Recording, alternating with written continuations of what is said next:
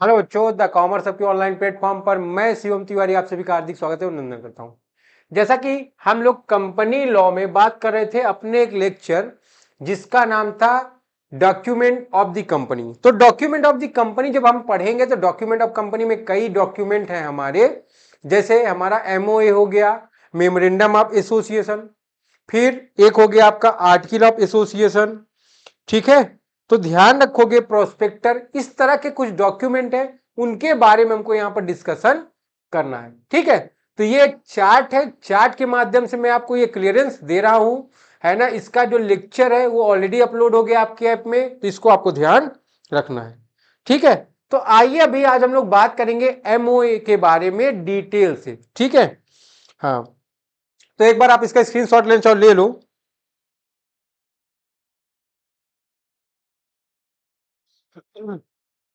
चलिए देखिए, memorandum of association, ठीक है, या मेमोरेंडम क्लास क्या होता है, ये बात आपको ध्यान रखना है। ठीक है, तो मैं आपको इसका नोट सेंड कर दूंगा, आप टेलीग्राम को जल्दी जल्दी ज्वाइन कर लीजिए, या जिन बच्चों को क्लासेस परचेज करने वो क्लास परचेज कर ले। ठीक है, अब एक चीज ध्यान रखो, सबसे पहले हम लोग जानेंगे इसके मीनिंग के बारे में। ठीक है, तो मीनिंग के बारे में आइए सबसे पहले हम लोग जान लें, उसके बाद हम लोग कुछ बातों को और उसके सिलसिले को आगे बढ़ाने का प्रयास यहां पर करेंगे। ठीक है, तो आइए जान लें सबसे पहले हम लोग किसके बारे में, एमओए के बारे में।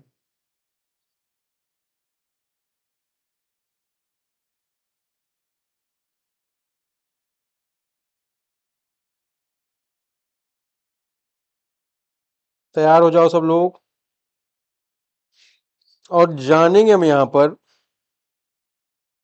मेमोरेंडम ऑफ एसोसिएशन के बारे में। ठीक है, सभी लोग एकदम रेडी हो जाएं, आ जाएं, मेहरबान खतरदान सभी लोग। ठीक है, तो एक साथ हम लोग बात करेंगे अभी एमओए पर। चलो, सबके पास कंटेंट दिख रहा है तो रेडी हो जाओ जल्दी से। ठीक है, जिसको स्क्रीनशॉट लेना हो जल्दी ले लो। ठीक, फिर हम लोग बात करेंगे एमओए पर। देखो, एमओए इज अ डॉक्यूमेंट। ठीक है, एमओए क्या है, एक डॉक्यूमेंट है। ठीक है, ध्यान रखो, डॉक्यूमेंट का मतलब क्या है, कैसा डॉक्यूमेंट है, ये आपका कंपनी का सबसे इंपॉर्टेंट डॉक्यूमेंट है, इस बात को आप ध्यान रखोगे। ठीक है, the constitution of company and therefore the foundation of which the structure of the company is build. ठीक है, क्योंकि कंपनी का जो फाउंडेशन है, कंपनी का स्ट्रक्चर है, कंपनी के ऑब्जेक्ट क्लास है, कंपनी की लिमिटेशन है, उसके एक दायरे के बारे में बात करता है। ऐसी एक्टिविटी जो एमओए के बाहर लिखी है, अगर आप उनको करते हो तो एक्टिविटीज क्या कहलाएंगी, अल्ट्रा वायरस एक्टिविटीज कहलाएंगी। और ध्यान रखोगे उसके लिए वही पर्सन जिम्मेदार होगा, ठीक है, जो उस एक्टिविटी को डन किया होगा। ठीक है, तो ध्यान रखो, ऐसे काम जो आपको यहां पर मना किए गए हैं उसको नहीं करने हैं, क्योंकि ये आपके लिमिटेशन, बाउंड्रीज, फाउंडेशन, स्ट्रक्चर के बारे में बातें करता है। It define the scope of company, ये कंपनी के स्कोप, क्षेत्र, कार्यभार को भी बताता है। It's relation with outside world, ये क्या करता है, अब कंपनी के रिलेशन और आउटसाइड वर्ड से कंपनी का क्या रिलेशन है उसके बारे में भी ये बतलाता है, तो इसको आपको ध्यान रखना है। देखिए, जैसे इनकॉर्पोरेशन ऑफ कंपनी का होता है, स्टेप 1 सबसे पहले क्या करते हो, आप प्रिपेयर करते हो एक डॉक्यूमेंट जिसका नाम क्या है, मेमोरेंडम ऑफ एसोसिएशन। ये क्या भैया, most essential pre requisition document है, सबसे इंपॉर्टेंट डॉक्यूमेंट अगर कंपनी का कोई है तो वो एमओए है, आपको उसको ध्यान में रखना है। ठीक है, अकॉर्डिंग टू कंपनीज एक्ट 2013 का सेक्शन 256 कहता है, मेमोरेंडम का मतलब बतलाता है ना, ध्यान रखो, memorandum means the MOA of a company, MOA का मतलब memorandum of association of a company. जब भी बात मेमोरेंडम की होगी तो आप समझ जाओगे बात किसकी हो रही है, मेमोरेंडम ऑफ एसोसिएशन डॉक्यूमेंट की हो रही है। As original frame and alter from time to time, जिसको क्या किया गया है, ओरिजिनली बनाया गया है, और जिस पर समय टू समय, टाइम टू टाइम पर जो भी अल्टरेशन है, जो भी चेंज है, उनको साथ में एडॉप्ट किया जा रहा है। फिर in pursuance of any previous company law और दिस एक्ट, अब ये जो भी चेंजेस को आप अल्टर करके अपने डॉक्यूमेंट में रख रहे हो वो या तो प्रीवियस एक्ट के अकॉर्डिंग होगा या आपका करंट एक्ट के अकॉर्डिंग, दोनों में से किसी एक के अकॉर्डिंग किया जा सकता है। इस बात को आपको ध्यान रखना है। तो नोट कह रहा है section 4 of the companies act 2013, ये क्या कहता है? सेक्शन 4 कंपनीज एक्ट 2013 का कहता है the act specify in clear term the contents of this important document which is the charter of company. ठीक है, सेक्शन 4 है ना, द कंपनीज एक्ट 2013 का क्या कहता है? ये क्या भैया, एक स्पेसिफाई और क्लियर टर्म में कहता है कि इसमें सब ये एक इंपॉर्टेंट डॉक्यूमेंट है, इसीलिए इसको क्या बोला गया? कंपनी का चार्टर। ठीक है, चार्टर डॉक्यूमेंट के नाम से भी इसको संबोधित किया गया या कहा गया है। ठीक है, फिर देखेंगे आप मेमोरेंडम ऑफ एसोसिएशन में जब आप बात करोगे तो सेक्शन 4 रीड विद शेड्यूल 1। ठीक है, ध्यान रखोगे इसमें डिफरेंट डिफरेंट क्लास की बात आएगी, तो क्लास की बात के लिए आइए हम लोग अपने दूसरे वाले नोट से इसको बात करते हैं। ठीक है, तो सभी लोग आ जाएंगे, यहां पर बात करेंगे मेमोरेंडम ऑफ एसोसिएशन की। ठीक, आइए ध्यान रखेंगे सब लोग।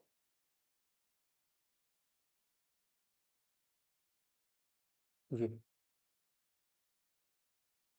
ठीक है, देखिए एमओए में जो बात है वो सबसे पहली बात किससे रिलेटेड, इसको आपको ध्यान रखना है। ठीक है ना, पहली बात जब भी आप करोगे, एक मिनट,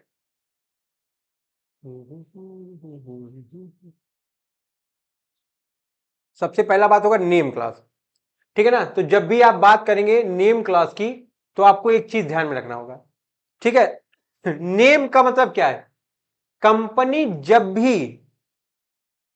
भी अपने नेम क्लास का सिलेक्शन करती है, name with which company registered, तो वो किस नाम को यहां पर लिखती है? उस नाम को लिखती है जिस नाम से उसकी रजिस्ट्री की गई, जिसको वो अपने एमओए में शो करेगी। ठीक है, ध्यान रखोगे जब भी आप इस यहां पर नाम का बात करोगे तो जब भी आप नाम का सिलेक्शन करते हो तो आपको ध्यान रखना होता है नेम का सिलेक्शन करते समय आपको ऐसे किसी भी एक्ट को किसी भी नाम को नहीं रखना है जो कि किसी प्रीवियस कंपनी के द्वारा रखा गया हो, चाहे वो पब्लिक कंपनी हो चाहे किसी भी अदर कंपनी की बात की जा रही। ठीक है, फिर आपको ध्यान में रखना है ऐसा कोई भी नाम नहीं रखना है जो इंडियन नेम एक्ट 1955 के अकॉर्डिंग प्रोहिबिटेड हो। ठीक है, तो अगर आप ऐसा नाम रखते हो तो क्या हो जाएगा? कंपनी एक्ट आपके ऊपर पेनल्टी फाइन इंपोज कर देगा। ठीक है ना, फिर ध्यान रखोगे ऐसा नाम जैसे king, queen, crown, imperial, royal, है ना, इस तरह के नाम भी या ऐसे मिलते जुलते नाम भी आप अपनी कंपनी के नहीं रख सकते हो। ठीक है, तो ध्यान रखोगे कंपनी का जब भी आप नेम क्लास रखेंगे आपको इसको ध्यान में रखना है कि कंपनी का जो नेम है, इसका स्क्रीनशॉट जिन लोग को लेना हो वो लोग ले सकते हैं।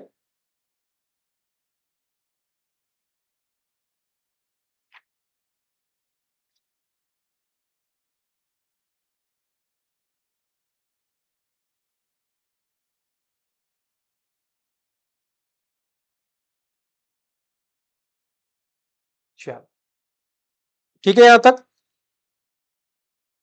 तो हाँ, मैं क्या बता था कि इस तरह के नाम आपको नहीं रखने हैं जो कि कंपनी एक्ट या इंडियन नेम क्लास एक्ट के अकॉर्डिंग प्रोहिबिटेड किए गए हो या जिनको मना किया गया हो।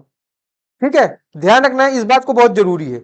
ठीक है, अब आगे चलते हम लोग देखते हैं नाम ऐसा भी ना हो जो किसी कंपनी पहले की कंपनी से मिलता जुलता हो। ठीक है, अब एक बात हमको ध्यान में रखना है,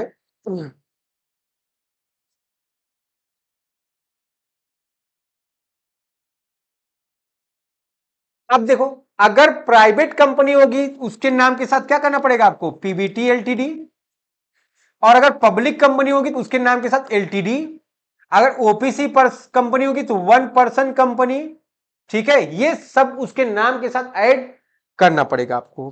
ठीक है, नाम ऐसा ना हो जो भ्रमक टाइप का हो, भ्रमक का मतलब जिससे लोग कंफ्यूज हो जाए।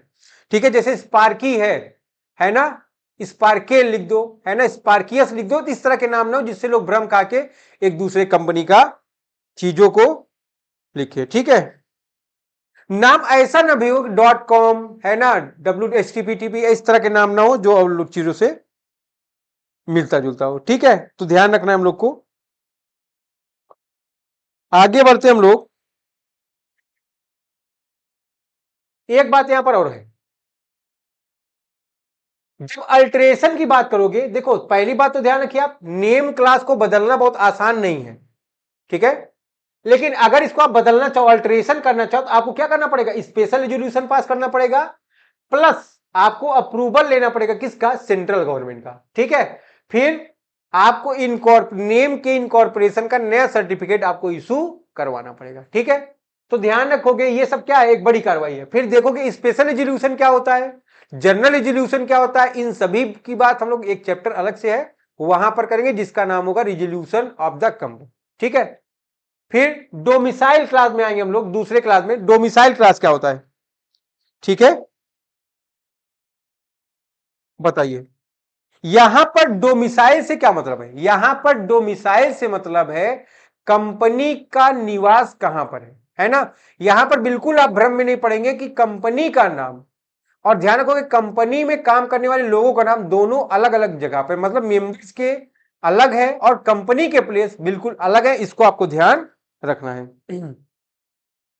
फिर आप यहां पर देखोगे state in which registered office is situated, है ना। डोमिसाइल में देखोगे, ठीक, मैं लिखवा रहा हूं यहां पर, थोड़ा सा ज्यादा नहीं लिखूंगा, शॉर्ट में लिखवाऊंगा, नोट्स में आपको सेंड कर दूंगा, ठीक है। पहली बात क्या है, पहली बात है स्टेट इन विच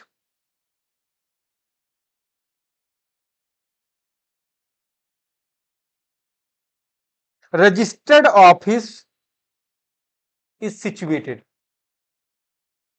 पहली बात आपको जानना है कि उसका रजिस्टर्ड ऑफिस कहां पर है। दूसरी बात क्या है, उसका एड्रेस, है ना। पहली बात तो किस स्टेट में है ना, कहां किस सिटी में है ये जानोगे। फिर उसका एड्रेस क्या है, फिर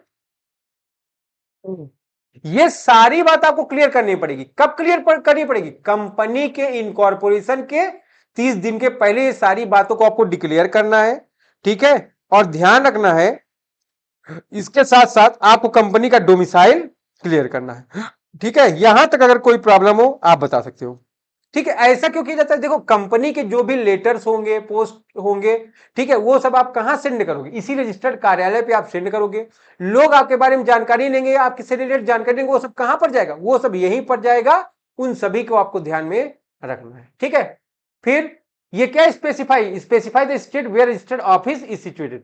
तो डोमिसाइल आपको बताता है उस स्टेट का नाम जहां पर आपका रजिस्टर्ड कार्यालय, रजिस्टर्ड ऑफिस है, ठीक। अब देखेंगे अल्टरेशन की जब बात करोगे, यहां पर सेंट्रल गवर्नमेंट का अप्रूवल लेना बहुत ही कंपलसरी है। When change from one state to another, जब आप एक स्टेट से दूसरे स्टेट में अपना चेंज कर रहे हो, registrar will issue fresh certificate of incorporation indicating the alteration. और ध्यान रखोगे अगर आप ये बात इंडिकेट करते हो रजिस्ट्रार को, तो रजिस्ट्रार क्या करेगा, एक फ्रेश सर्टिफिकेट भी इशू करेगा, ठीक है। तो यहां तक आप बातों को ध्यान रखेंगे। तो कहने का मतलब क्या है भैया, रजिस्टर्ड ऑफिस आपको क्या बताता है, कहां से कंपनी का ऑफिस है, कहां उसकी मीटिंग होगी, कहां पे डिसीजन होगा, कहां पे बोर्ड की मीटिंग रखी जाएगी, कहां पर डिसीजन लिए जाएंगे, मैनेजमेंट कहां पर काम करेगा, कहां पर उसका लेटर आएगा, ऑफिशियल लेटर से डीलिंग कहां पर होगी, ठीक है। ये सारी बातें आप यहां पर डिस्कस करेंगे। फिर ऑब्जेक्ट क्लास की बात करेंगे, थर्ड क्लास जो है हमारा वो ऑब्जेक्ट क्लास है। देखोगे content object for which company is perform, ठीक है। तो पहली बात क्या है, ऑब्जेक्ट क्लास बताता है किस पर्पज के लिए कंपनी का फॉर्मेशन किया गया है ना। ध्यान रखोगे जैसे मान लो कोचिंग है, हमारी कोचिंग के भी क्या है, ऑब्जेक्ट है, प्राइमरी ऑब्जेक्ट है, सेकेंडरी ऑब्जेक्ट है। तो उसी तरह आपको यहां पर बताना पड़ेगा कि भाई आपने कोचिंग का एस्टेब्लिशमेंट, अगर कंपनी का एस्टेब्लिशमेंट क्यों किया, उसका मेन वर्क क्या है, उसका सब्सिडियरी वर्क क्या है, ये सारी बात आप उसको यहां पर बताएंगे। फिर enable shareholder creditors and other deal with company to know the scope of work, ठीक है। अब बताओ कि कंपनी का स्कोप क्या है, कंपनी क्या क्या काम करेगी, किस तरह के वर्क को अपने मेमोरेंडम में उसने इंक्लूड किया, किस किस तरह के वर्क को उसने एक्सक्लूड किया गया है, क्या जनरल वर्क है उसका, क्या प्राइमरी वर्क है, क्या सेकेंडरी वर्क है, इन सभी बातों को डील करेगी। Any act beyond specified in object class is ultra vires, hints wide. अगर कंपनी जो अपने ऑब्जेक्ट क्लास में मेंशन की हुई है उसके अलावा कोई काम करती तो अल्ट्रा वायरस एक्टिविटी मान जाएगी। और ऐसा काम करने वाला व्यक्ति उस या मेंबर या डायरेक्टर या बोर्ड, वो सब जो लोग उसको करेंगे वो लोग उसके लिए फुली लाइबल होंगे। लाइबल का मतलब क्या है, वो लोग उसका जो भी लॉस होगा उसको पेड करेंगे।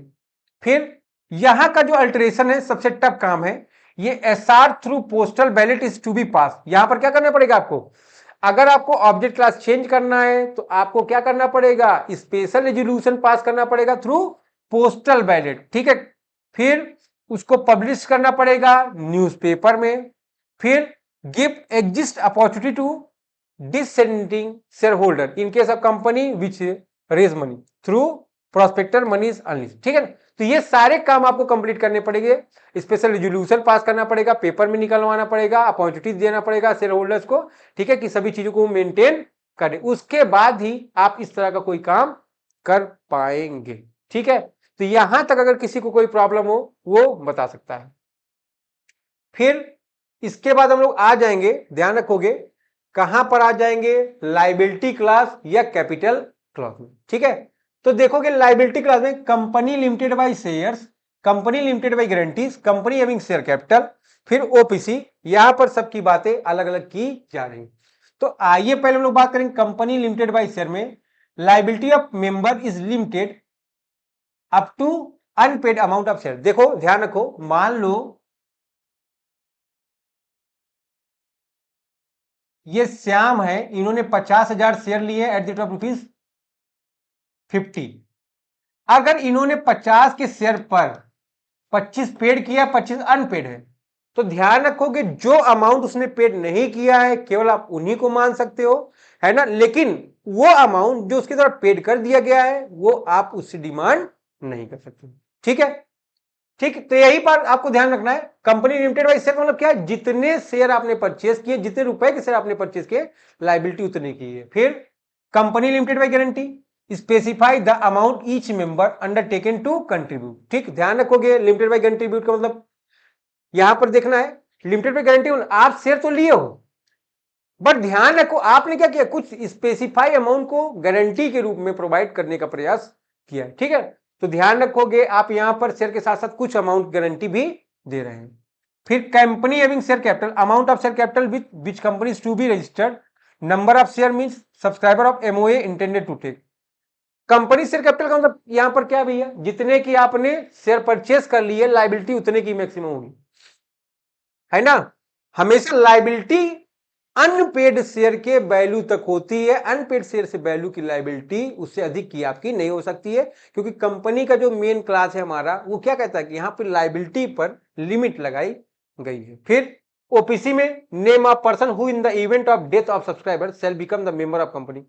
अब ओपीसी में क्या है, ओपीसी की लाइबिलिटी क्या है, ओपीसी में जो मेंबर होगा उसका लाइबिलिटी होगा, बट ध्यान रखो यहां पर मेंबर के मर जाने के बाद जो नॉमिनी होगा वो ऑटोमेटिकली वहां पर शिफ्ट हो जाएगा और उसकी लाइबिलिटी उसके बराबर हो जाएगी, ठीक है। तो कहने मतलब नॉमिनी की भी लाइबिलिटी मेंबर के बराबर होगी क्योंकि वो नॉमिनी रहेगा। फिर alteration, in case of company limited by guarantee and not having share capital intended to give any person a right to participate in individual profit otherwise than as a member shall be void. अगर आप चाहो liability class में भी आप alteration कर सकते हो। इसके अल्टरेशन करते समय क्या करना पड़ेगा, अगर कंपनी लिमिटेड बाय गारंटी है जिसकी शेयर कैपिटल नहीं है तो क्या करना पड़ेगा, आपको पर्सन को राइट देना पड़ेगा कि डिविजिबल प्रॉफिट में क्या करे, अपना पार्टिसिपेशन ले, अदरवाइज आप उसमें अल्टरेशन नहीं करोगे, अल्टरेशन करोगे तो वो वॉइड हो जाएगा। फिर लास्ट है आपका सब्सक्रिप्शन क्लास, ठीक है। लास्ट क्या है आपका सब्सक्रिप्शन क्लास, ये आपको क्या बताता है, ये आपको क्या बताता है, section 7(1) specify that MOA and AOA डली साइन बाय सब्सक्राइबर। अब देखो जैसे हम लोग कोई एग्रीमेंट करते हैं तो पूछा जाता है भैया दो लोग गवाह के रूप में होने चाहिए, साक्ष्य के रूप में दो लोग होने चाहिए। तो उसी तरह यहां पर सब्सक्रिप्शन क्लास की बात करते हैं। यहां पर जब आप जो काम करते हो मेमोरेंडम में जो भी एग्रीमेंट होता है, जो लोग इसमें इन्वॉल्व होते हैं उनसे ध्यान रखोगे साइन कराया जाता है कि ये चीजें क्या है, ऑथेंटिक है और इसको आप एक साक्ष्य के रूप में प्रयुक्त कर सकते हो, ठीक है। तो ये हमारा एक छोटा सा इंट्रो रहा है एमओए के रूप में, ठीक है। पूरा डिटेल आपको आपके ऐप में दिया जा चुका है, आप इसको उठा के वहां से पढ़ने का प्रयास करेंगे। तो मिलते हैं इसके साथ हम लोग अपने अगले क्लास में, तब तक के लिए आप सभी को टाटा।